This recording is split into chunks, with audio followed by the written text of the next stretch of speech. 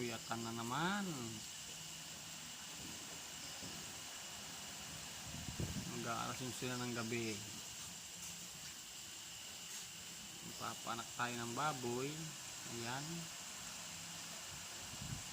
Wawalo pa lang.